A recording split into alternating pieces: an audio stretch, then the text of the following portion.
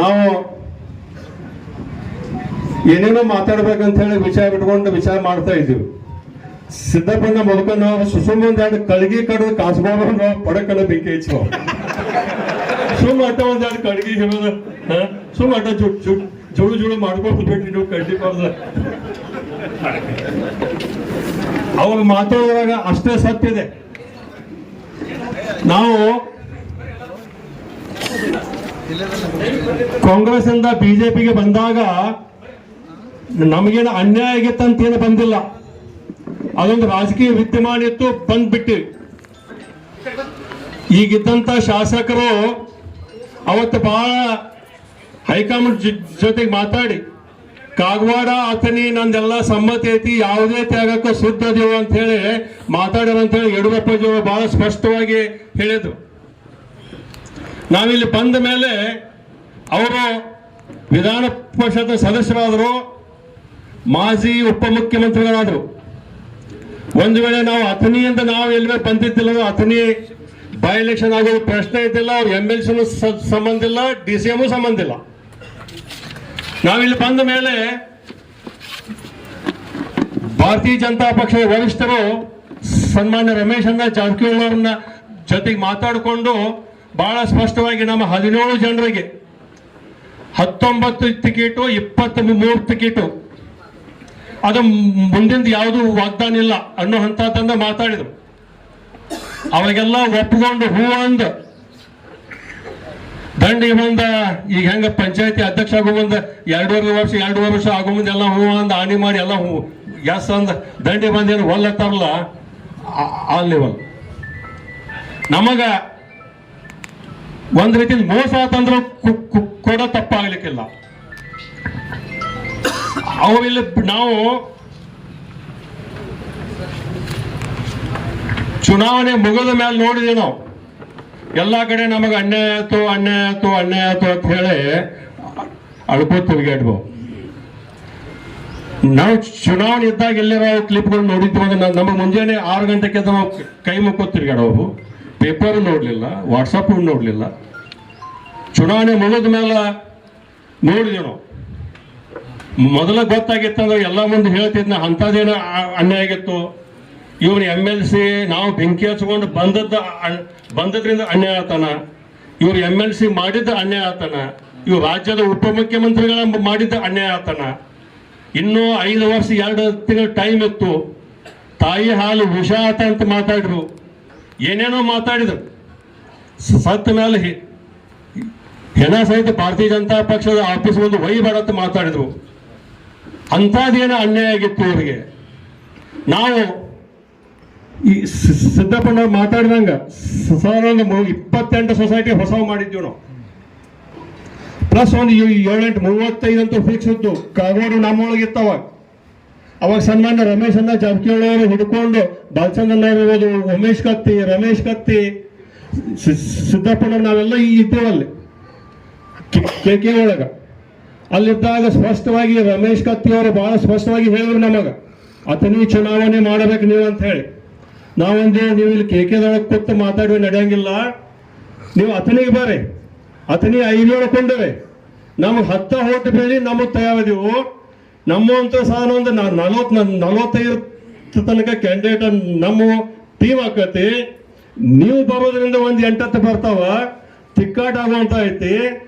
ನಾವು ನಮ್ಮ ಆತ್ಮೀಯ ನನಗೆ ನೆನಪಾಕತಿ, ಕಿರಣಗೌಡ ಪಾಟೀಲ್ ಅವ್ರನ್ನ ಮಾಡೋರು ಅಂತ ಹೇಳಿ ನಾವು ಎಲ್ಲ ಮುಖಂಡರು ಎಲ್ಲರೂ ಮಾತಾಡಿದ್ವಿ. ಯಾಕಂದ್ರೆ ಬಸವಣ್ಣ ಇಲ್ಲಿ ಬಂದ ಮೇಲೆ ಮೀಟಿಂಗ್ ತಗೊಂಡಿವಿ ನಾವು. ನಾವು 28 ಮಂದಿ ಪ್ಲಸ್ ಒಂದು 30-32 ಮಂದಿ 5 ಕೂಡಿದ್ವಿ. ಕೂಡಿದಾಗ ಇಲ್ಲ ನಾವು ಎಲ್ಲ ಈಗೇನು ನಾವು 30-35 ಮಂದಿ ಇದೀವಿ, ಮ್ಯಾಗಿನವ್ರ ಜಿಲ್ಲಾ ವರಿಷ್ಠರು ಏನು ನಿರ್ಣಯ ತಗೋತಾವ ಅದಕ್ಕೆ ನಾವು ಭದ್ರವನು ಅಂತ ಹೇಳಿ ಎಷ್ಟು ಮಾತಾಡಿ ಬಹುಶಃ ಚುನಾವಣೆ ಮಾಡೋದಾಕತಿ, ಕಿರಣಗೌಡ ನಮ್ಮ ಅಭ್ಯರ್ಥಿ ಆಗ್ತಾರ ಅನ್ನುವಂಥದ್ದನ್ನು ಕೂಡ ಮಾತಾಡಿದ್ವಿ. ದಂಡಿಗೆ ಅವಾಗ ರಮೇಶ್ ಅಣ್ಣ ಅವರು ಬೆಂಗಳೂರಲ್ಲಿದ್ದಾಗ ಒಂದು ಸ್ವಲ್ಪ ನನಗೆ ಅವತ್ತ ಸಂಶಯ ಬರ್ತದ. ತಾವೇನಂದ್ರೆ ಇಲ್ಲಪ್ಪ ನೀವೆಲ್ಲ ಉಮೇಶ್ ಕತ್ತಿ ಹೋಗು ರಮೇಶ್ ಕತ್ತಿ ಹೋಗಿ ನೀವು ಮಾತಾಡಿ ಎದ್ದು ಹೋಗ್ತಾರೆ, ನಾವು ಹೊತ್ಕೊಂಡು ಹೋದ್ರೆ ಬೆನ್ನ ಹತ್ತು ಹಾಕತಿ, ನೀವು ಮತ್ತು ಬಾಲಚಂದ್ರನವರು ಫೈನಲ್ ಮಾಡ್ರಿ ನಾ ಅದಕ್ಕೆ ತಯಾರದನು ಅಂತಂದು ಮಾತಾಡಿದ್ರಿ. ಆಮೇಲೆ ರಮೇಶ್ ಕತ್ತಿಯನ್ನವರು ಬಹಳ ಸ್ಪಷ್ಟವಾಗಿ ಹೇಳಿದ್ರು ನಮಗೆ, ಇಲ್ಲ ಅತನಿ ಇಲೆಕ್ಷನ್ ಮಾಡೋದನ್ನ ನಾವು ಬರ್ತೇವೆ ಅಂತ ಹೇಳಿ ತಯಾರು ಮಾಡಿದೀವಿ. ನಮಗೆ ನೋವಾಗೋದೇನಪ್ಪ ಅಂದ್ರೆ IB ಒಳಗ ಈಗಿನ ಶಾಸಕರು ಮಾಜಿ MP ಅವರಾದಂಥ ಬಹುಶಃ ಜೊಲ್ಲೆ ಅವರು ಬಂದು ಲಕ್ಷ ಇಲ್ರಿ, ಉಮೇಶ್ ಕತ್ತಿ ಅವರು, ರಮೇಶ್ ಕತ್ತಿ ಈಗಿನ ಶಾಸಕರು ಎಲ್ಲ IB ಒಳಗೆ ಅವತ್ತು ಬಂದರು. ಅವತ್ತು ನಾವಿಲ್ಲೆಲ್ಲ ಪೂಜೆಗಳು ಮಾಡಿಕೊಂಡು IBಗೆ ಹೋಗಿದ್ದೀವಿ. ಅಲ್ಲಿ ಅವ್ರು ಭೇಟಿ ಆದಾಗ ಇಲ್ಲ ಊಟ ಮಾಡಿದ್ವಿ ನಾವು. ನಮಗೆ ಯಾವುದೂ ಮಾತಾಡಲಿಲ್ಲ. ಅವ್ರು ಮಾತಾಡ್ಲಿಲ್ಲ ನಾವು ಕೇಳ್ಬೇಕಂತಂದು 1:30 ಗಂಟೆಗೆ ನಮಗೆ ಮತ್ತೆ ಕೆಲಸ ನಡೀತೇವೆ ಅಂತೇಳಿ ಎದ್ದೀವಿ ನಾವು. ಎದ್ದ ಮ್ಯಾಗ ಆಮೇಲೆ ಅವ್ರು ಇಲ್ಲೇ ಅಭಿನ್ಜಿ ಅವ್ರಿಗೆ ಏನೋ ಹೋಗಿ ಭೇಟಿಯಾಗಿ ಅದು ಹೊಂದಾಣಿಕೆ ಮಾಡಿಕೊಂಡ್ರು ಅನ್ನೋ ಅಂಥದ್ದು ಕಲ್ಪನಾ ಬಂತು. ನಾವು ಗಪ್ಪಾದೆವು, ಇಲ್ಲ ನೀವು ವರಿಷ್ಠರಿದ್ದಾಗ ನಾವು ನಿಮ್ಮ ಜೊತೆಗೆ ಇದ್ದಂಥವು, ನೀವು ಹೊಂದಾಣಿಕೆ ಅಂದ್ರೆ ನಮಗೆ ಹೊಂದಾಣಿಕೆ, ಬ್ಯಾಡಪ್ಪ ಅಂದ್ರೆ ಬ್ಯಾಡ ಅಂತಿರ್ತೀವಿ. ಆದರೆ ರಮೇಶ್ ಕತ್ತಿ ಅವ್ರಿಗೆ ಒಂದು ಮಾತು ಅಗದಿ ಕಿರಣಗೌಡರು ನಾವು ಅವ್ರ ಮನೆಗೆ ಹೋಗಿ ಭೇಟಿ ಆದೀವಿ. ನಮ್ಮ ಪತ್ತುಗಳು ಬಂದಿಟ್ಟಾಗ ನಾವೇನಂದೀವು, ನೀವು ಇಲೆಕ್ಷನ್ ಮಾಡೋದನ್ನ ನೀವು ಎಬಿಸಿ ನಮಗೆ ಎಬಿಸಿದ ಕೂಡಲೇ ನಾವು ಎದ್ದೆವು. ಈಗ ಪತ್ತು ಬಂದಿಟ್ಟಾರ. ಆಮೇಲೆ ನೀವು ಮನೆ ಹೊಂದಾಣಿಕೆ ಆಗೋದು ನಾವು ಅಲ್ಲೇ ಇದ್ದೀವು, ನಮ್ಮನ್ನು ಕರಿಬೇಕಾಗಿತ್ತಲ್ಲ ನೀವು. ಇಲ್ಲ ಇವ್ರನ್ನ ಎಬಿಸಿದವ್ರ ನಾವು ಇದ್ದೀವು, ಈಗೆಲ್ಲ ಹೊಂದಾಣಿಕೆ ಆಗಿತ್ತು ಅಂತ ಹೇಳಿ ಅಂದಿದ್ದು ನಾವೇನು ಬೇಡುತ್ತಿದ್ದೀವಣ್ಣ ಅಂತ ಹೇಳಿ ಮಾತಾಡಿದಾಗ ಅವರು ಅವತ್ತು ಲಾಸ್ಟ್ ಟೈಮ್ ಪತ್ತುಗಳೆಲ್ಲ ಕ್ಲಿಯರ್ ಆದವು. ಅದೊಂದು ಟೈಪ್ ಮುಗಿತು. ಮಣ್ಣಿನ ಸಮಸ್ಯೆ ಅಲ್ಲವೇ ನಮ್ಮ ಸಾರ ಒಂದು 28-30 ನಮ್ಮ ತಪ್ಪಿದೆ. ಅವರು BJP ಗೆದ್ರು, ನಾವು ಇಲ್ಲೇ ಇದ್ದೀವಿ ಒಂದು ಕೂಡಲೇ ಆಯ್ತು ಒಂದ ಅಂತಂದ್ರೆ ನಾವೆಲ್ಲ ಸಡ್ಲು ಬಿಟ್ಟು ಒಂದು 8 ಸೊಸೈಟಿ ಅಟ್ಯಾಚ್ ಆದ್ರಲ್ಲೇ. ಈಗ ಮಣ್ಣಿ 20 ಒಳಗೂ ಸಮಸ್ಯೆ ಆಯ್ತು. ನಾವಲ್ಲಿ ಬೆಳಗಾವದಾಗ ನಾವು ಮಾತಾಡಿದ್ವಿ ನಾವು. ಈಗ DCC ಒಳಗೆ ರಾಜಕೀಯ ಇಲ್ಲ ಅಂತ, ರಾಜಕೀಯ ಇಲ್ಲ ಅಂತ ಹೇಳಿ ಅಲ್ಲಿ ಮಾತಾಡಿದ್ರೆ ಇಲ್ಲಿ ಲೋಕಲ್ ಯಾಕೆ ರಾಜಕೀಯ ಮಾಡ್ತಾರ ಅವು? ಎಲ್ಲ ರೈತರಿಗೆ ಕೊಡಬೇಕಲ್ಲ, ಎಲ್ಲ ಸೊಸೈಟಿಯಾಗ ಇದ್ದವರೆಲ್ಲ ರೈತರಲ್ಲ. ಮತ್ತೆ ಇಲ್ಲಿ ರೈತರಿಗೆ ಇಲ್ಲಿ ರಾಜಕೀಯ ಮಾಡೋದು, ಅಲ್ಲಿ DCದಾಗ ನಾವು ಯಾವುದು ಪಾರ್ಟಿ ಅನ್ನಂಗಿಲ್ಲ ಅಂತ ಹೇಳಿ ಅನ್ನೋದಂದ್ರೆ ಇಲ್ಲೆಲ್ಲ ತಪ್ಪು ಸಂದೇಶ ಹೋಗತಿ. ಮತ್ತೆ ಅಲ್ಲಿ ಪಾರ್ಟಿ ಅಂದ್ರೆ ನಾವು BJP ಹೋಗಿದ್ದೆವು, BJP ಅಷ್ಟು ಮಾಡಬೇಕು ಅನ್ನುವಂಥದ್ದು ನಮ್ಮ ಸ್ಟ್ಯಾಂಡ್. ಹಿಂಗೆಲ್ಲ ಆಗಿ ನಾವು ಭಾಳ ನೋವಾಗಿದ್ರೆ ತಮ್ಮಿಂದ ತೊಡ್ಕೋಬೇಕಾಗೈತಿ. ಇವತ್ತು ಸಿದ್ದಪ್ಪನವ್ರು ಏನು ಮಾತಾಡಿದ್ರು ಒಟ್ಟು ಜೋಶ್ನಾಗ ಮಾತಾಡಲಿ. ನೀವು ಮಾತಾಡ್ಕೊಳ್ಳಿ, ನನಗೂ ಒಂದು ಸ್ವಲ್ಪ ಹೆಣ್ಣು ಒಟ್ಟು ತಲೆಗೆ ಬುಯ್ ಏನಾಗೈತೆ. ನಾನು ಒಂದು ಕಡೆ ಡೈರೆಕ್ಟರ್ ಅದನ್ನು ನನ್ನ ಮೇಲೆ ಕೇಸ್ ಮಾಡ್ಯಾರ. ನಾನು ಇವತ್ತು ಡೈರೆಕ್ಟರ್ಶಿಪ್ ರದ್ದು ಆಗ್ಬೇಕಂತ. ಅದು ಚಿಕ್ಕೋಡಿ AR ಆಫೀಸ್ನಾಗ ಐತಿ. ಅಲ್ಲಿ ಏನು ಒತ್ತಾಯ ಮಾಡ್ಯಾರೋ ಏನೋ ಫೋನ್ ಹಚ್ತಾವ ಏನು ಗೊತ್ತಿಲ್ಲ. ಅವ್ರು ಹಂಗೆ ಡೇಟ್ ಹಾಕೋದು ಹೊಂಟಾರ. ಅದೊಂದಳೆ ಕ್ಲಿಯರ್ ಆಗ್ತದೆ ಅನ್ನೋ ನಾವು ಒಂದೇ ಹೊಟ್ಟು ಬೀಳೆ ನಾನು ನಿಲ್ಲಕ್ಕೆ ತಯಾರಾಗ ಒಂದೇ ಹೊಟ್ಟು ಬೀಳೆ. ಒಂದು ವೇಳೆ ಅವ್ರ ಆಫೀಸರ್ ಅವ್ರ ಮಾತ್ರ ಕೇಳಿ ನಮ್ದು ಏನಾರ ಕ್ಲಿಯರ್ ಆಗಲಿಲ್ಲ ಅಂದ್ರೆ ಒಟ್ಟು ಅನ್ನವೇ ಹೇಳ್ರಿ, ಒಂದು ವೇಳೆ ಆಗಲಿಲ್ಲ ಅಂದ್ರೆ ಹೇಳ್ರಿ ಸದವನ, ಒಂದು ವೇಳೆ ಆಗಲಿಲ್ಲ ಅಂದ್ರೆ ಇಂಥ ಕ್ಯಾಂಡಿಡೇಟ್ ಕೊಡ್ತೀವಲ್ಲ ನೀವೇ ತಕ್ಕೋ ಅಂದ್ರೂ ತಕ್ಕೊಳಂಗಿಲ್ಲ. ಇದು ನಮ್ಮ ಎಲ್ಲರ ಅಭಿಪ್ರಾಯ ಇರಲಿ. ಯಾಕಂದ್ರೆ ನಾವು 28 ಸೊಸೈಟಿ ಅವತ್ತು ಕೋರ್ಟಿಗೆ ಹೋಗಿ ಅನ್ನರಾಧಕ್ಕೆ ಮೇನ್ ನಮ್ಮ ಶಕ್ತಿಯಲ್ಲಿ ಅತನಿ ಒಳಗೆ ನಾವು ಮಾಡ್ಯಾವಂತ ಹೇಳ್ತೀವಿ. ನಮಗೆ ಬೆನ್ನೆಲುಬಾಗಿ ನಿಂತಂಥವ್ರು ರಮೇಶಣ್ಣ ಜಾರಕಿಹೊಳಿ. ಅವು 28 ಸೊಸೈಟಿ ಕೋರ್ಟಿಗೆ ಹೋಗಿ ಮಾಡ್ಕೊಂಡು ಬಂದಾಗ ಬಾಡಿಗೆ ಒಳಗೆ ಎಲ್ಲವರು ಸದಪನ ಅಲ್ಲಿ ಓಪನ್ಲಿ ಮಾತಾಡಿದೀವಿ ನಾವು. ನಮ್ಮ ಸೊಸೈಟಿ ಒಳಗೆ ನೀವು ರಾಜಕೀಯ ಮಾಡಬೇಡ್ರಿ, ಅವ್ರು ಯಾರ ರೈತರನ್ನು ಬಿಟ್ಟಾರೋ ಅವ್ರನ್ನೆಲ್ಲ ತಗೊಂಡು ಎಲ್ಲರಿಗೂ ಪತ್ ಹಂಚಲು ಮಾಡ್ರಿ.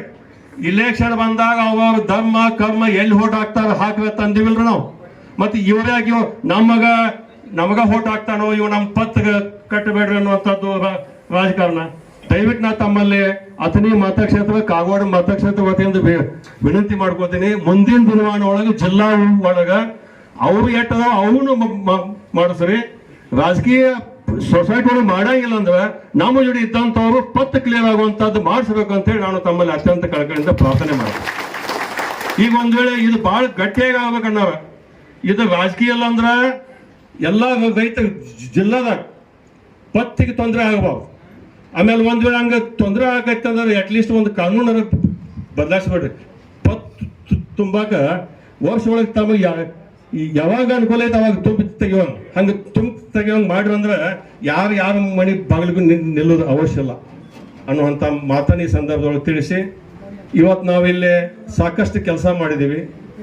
ಪದೇ ಪದೇ ನನಗೆ ರೋಡು ಬಾಂಧವು ಬ್ರಿಡ್ಜ್ಗಿಂತನೂ ಅಮ್ಮಾಜೇಶ್ವರದ ಒಂದು ಭಾಳ ನೆನಪಾಗ್ತದ. ಕೊಟ್ಟಲ್ಗಿ ಅಮ್ಮಾಜೇಶ್ವರಿ ಯಾತ್ ನೀರಾವರಿ ಅದು ರಮೇಶಣ್ಣ ಜಾರಕಿಹೊಳಿ ಅವರು ನೀರಾವರಿ ಮಂತ್ರಿ ಇದ್ದಾಗ ಅಥಣಿ ಮತಕ್ಷೇತ್ರಕ್ಕೆ ಕೊಟ್ಟಂತ ಒಂದು ಬಹು ದೊಡ್ಡ ಕೊಡುಗೆ ಅಂತ ಹೇಳಿದ್ರೆ ತಪ್ಪಾಗಿತ್ತಲ್ಲ. ಸಮಯ ಕಡಿಮೆದ ಆ ಕೊಟ್ಟಲ್ಗಿ ಯಾತ್ ನೀರಾವರಿ ಶಾಂಕ್ಷನ್ ಆಗೋದು ಡಿಲೇ ಆಗಕತ್ತು ಕೂಡಲೇ ಇದು ಬಂಡಾಗಿ ಎದ್ದಂಥದ್ದು ಒಂದು ಕಾರಣ ಅದ. ಅಂಥ ಒಂದು ಯೋಜನೆಯನ್ನ ಮಾಡಿದಂಥವ್ರು ಪೂರ್ವ ಭಾಗದೊಳಗೆ ನಮಗೆ ಬಹಳ ಹೆಮ್ಮೆ ಇದೆ. ನಾವು ಮಾತಾಡುವಾಗ ಸ್ವಲ್ಪ ಏನಾದರೂ ಕಡಿಮೆ ಇರ್ಬೋದು, ಆದ್ರೆ ಈ ಟೆಕ್ನಿಕಲಿ ಏನು ನಾವು ಪ್ರೊಜೆಕ್ಟ್ ಮಾಡ್ತೀವಿ ಇದ್ರಾಗ ನಾವು ಎಂದು ಹಿಂದೆ ಬಿದ್ದಿಲ್ಲ. ಅದು ನೀರಾವರಿ ಪೈಪ್ಲೈನ್ ಮಾಡುವಂಥದ್ದು, ಕೆರೆ ತುಂಬುವಂಥದ್ದು, ಹೊಂಡ ತುಂಬುವಂಥದ್ದು. ಅಣ್ಣ ಮುಂದೆ ಹೇಳಿದಾಗ ಅವರಂದ್ರೆ ಮಹೇಶ್ ಇದೇನು ತೆಗೆದಿಪ್ಪ, ಕೋಟಿ 2 ಕೋಟಿದಲ್ಲ 1500 ಕೋಟಿದಂದು ಬಾಂಬೆದಿಂದ 2 ಮಂದಿನ ಎಕ್ಸ್ಪರ್ಟ್ ಕರೆಸಿ ಅದನ್ನ ಚೆಕ್ ಮಾಡಿದ ಮೇಲೆ ಅವ್ರಿಗೆ ಅದು ಬಹಳ ಖುಷಿ ಆಯ್ತು. ಇದು ಅದ್ಭುತವಾದಂತಹ ಒಂದು ಯೋಜನೆ, ಮಹೇಶ್ ಯಾವುದೇ ಪರಿಸ್ಥಿತಿಯೊಳಗೆ ಮಾಡೋಣ ಅಂತ ಹೇಳಿ 1486.41 ಕೋಟಿ ಬಹುಶಃ ನಮ್ಮ ಟೈಮ್ ಸುಮಾರು ಸಾಂದರ್ಭಿಕವಾಗಿ ಅವರು ರಾಜೀನಾಮೆ ಕೊಟ್ಟಿದ್ದಿಲ್ಲ ಅಂದ್ರೆ ಇವತ್ತು ಮಹಾರಾಷ್ಟ್ರದ ಜೊತೆಗೆ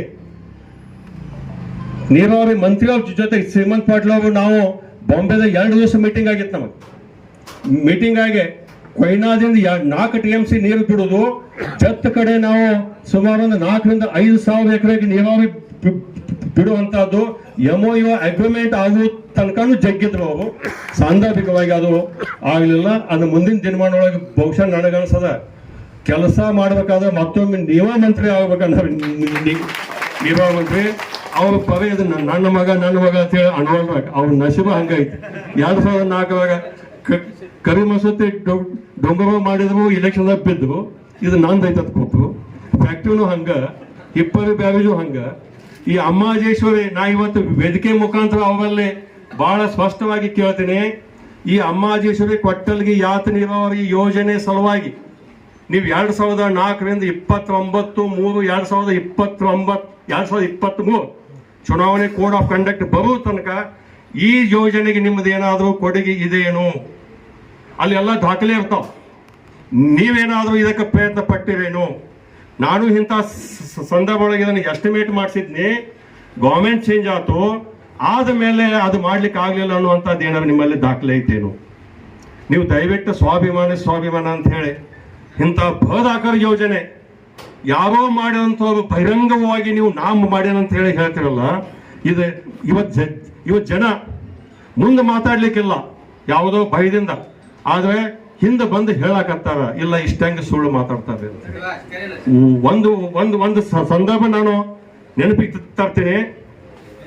HK ಪಾಟೀಲ್ ನೀರಾವರಿ ಮಂತ್ರಿ ಇದ್ರು. ಅವ್ರು ಈ ಭಾಗಕ್ಕೆ ಬಂದಾಗ SM ನಾಯಕರು, ಕಿರಣ್ ಗೌಡ್ರು, ನಾವು ಎಲ್ಲಿದ್ದಲ್ಲಿ ಹೋಗ್ತಿದ್ವಿ. ನಾವು ಕೊರ್ತಿ ಕೋಲಾರ ಬ್ರಿಡ್ಜ್ ಸಾಧಾರಣ 3 ಕಿಲೋಮೀಟರ್ ಲೆಂತ್ ಅದ. ಅದ್ರದ್ದು ಉದ್ಘಾಟನೆ ಇತ್ತು. HK ಪಾಟೀಲ್ ಸಾಹೇಬ್ ಎದ್ರು, ತಮ್ಮ ಭಾಷಣದೊಳಗೆ ಮಾತಾಡಿದ್ರು, ಇದೇನ 20 ವರ್ಷದಿಂದ ಬೇಡಿಕೆ ಐತಿ, ಇದು ಮಾಡಿದಂಥವ್ರು JH ಪಟೇಲ್ ಕೊಡುಗೆ, ಇದ್ರ ಶ್ರೇಷ್ಠ ಅಲ್ಲ, JH ಪಟೇಲ್ರಿಗೆ ತಟ್ಟಬೇಕು. ನಾ ಇವತ್ತು ನೀರಾವರಿ ಮಂತ್ರಿ ಅದನ್ನು ಪ್ರೋಟೋಕಾಲ್ ಸಲುವಾಗಿ ನಾ ಬಂದೀನಿ ಅಂತ ಹೇಳಿ ಮಾತಾಡಿದ್ರು. ಇದು ಸ್ವಾಭಿಮಾನಿ ಮನೆ. ಅಲ್ಲಿ ಹಿಂದೆ ಗೊತ್ತ ಮಂದಿ ಮಾತಾಡಕತ್ತು. JH ಪಟೇಲ್ ಕೆಲಸ ಮಾಡಿ ದೊಡ್ಡವರಾದ್ರ ಇದ್ದಕ್ಕಿದ್ದಂಗ ಮಾಡಿದವ್ರದ ಹೆಸರು ಹೇಳಿ HK ಪಾಟೀಲ್ ಅವ್ರು ದೊಡ್ಡವರಾದ್ರು ಅಂತ ಹೇಳಿ ನಿಮ್ದಂತ ಸ್ವಾಭಿಮಾನ ಐತೆ ಅನ್ನುವಂಥದ್ದನ್ನ ನಾ ಇವತ್ತು ಕೇಳಬೇಕಾಗ್ತದೆ.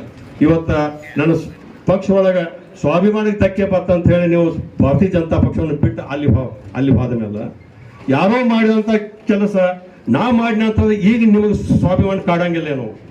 ಈ ಮುಂದಿನ ಜನವರಿ 26 ಇಲ್ಲಿ ಧ್ವಜಾರೋಹಣ ಮುಗಿಸ್ಕೊಂಡು ಅದನ್ನ ನಾನು ಯಾವುದೋ ಒಂದು ಬಟನ್ ಒತ್ತನು ಅಂತ ಹೇಳ್ಯಾರ. ಆ ಬಟನ್ ಒತ್ತು ಮುಂದೆ ಮಾನ್ಯ ಮುಖ್ಯಮಂತ್ರಿ ಬರ್ಲಿ, ಯಾರೇ ಬರಲಿ, ದೊಡ್ಡವ್ರ ಕಡೆ ತಪ್ಪು ಮಾಹಿತಿ ಕೊಟ್ಟು ತಪ್ಪು ಸಂದೇಶ ಹೇಳಿಸಬೇಡ್ರಿ.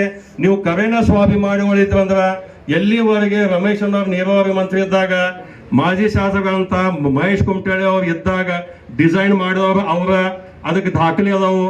MD ಬಂದು ಕೊಟ್ಟಲ್ಲಿ ಒಳಗೆ ಹೊಗಳ್ಯಾರು, ಅದನ್ನೆಲ್ಲ ಹೇಳಿ ಅದು ಮುಂದಿಂದ ನಾಯಿ ಮಾಡೀನಿ ಅನ್ನುವಂಥದ್ದನ್ನು ಹೇಳಿದ್ರೆ ನಿಮಗೆ ನಿಜವಾದ ಸ್ವಾಭಿಮಾನಿಗಳು ಅಂತೇಳಿ ನಾವು ಹೇಳಬಹುದು ಅನ್ನುವಂಥ ಮಾತನ್ನು ಈ ಸಂದರ್ಭದಲ್ಲಿ ತಿಳಿಸಿ ಹೆಚ್ಚಿಗೆ ಮಾತನಾಡಿದೆ. ಇನ್ನೂ ಸಾಕಷ್ಟು ವೇದಿಕೆಯಲ್ಲಿ